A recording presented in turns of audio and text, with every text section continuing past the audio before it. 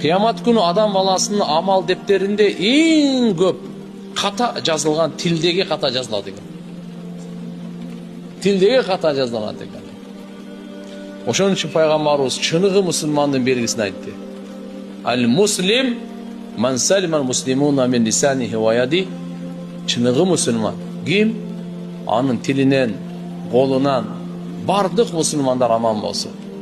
Тили менен ата-энесин дагы какшатпайт, жаман уф деп дагы айтпайт. Куранда ушуга чейин айтып койгон.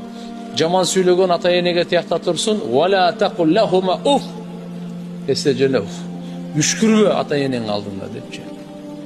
Алла субханаху ва таала тилге Куранда ар кандай мына ракурста койт, ар кандай тип, ар кандай түрү менен бергенде ва кулу линнаси хусна дейт. Адамдарга силер чырайлуу сөз сүйлөгүлө дейт. Ва кула лаху каулан лаййина. Силер мынакей жумшак сөз сүйлөгүлө деп.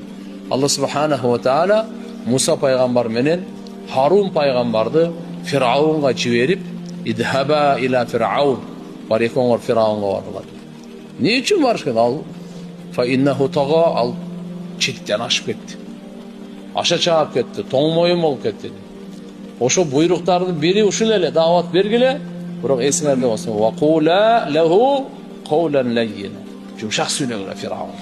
Фираундай өзүн кудайлыкка жар салган бактысыздын эң бактысызы, ошого дагы Муса пайгамбардай улуу пайгамбар, Харун пайгамбардай улуу пайгамбар, бир эмес эки пайгамбарды жиберип, Алла айтып жумшак сүйлөгөн.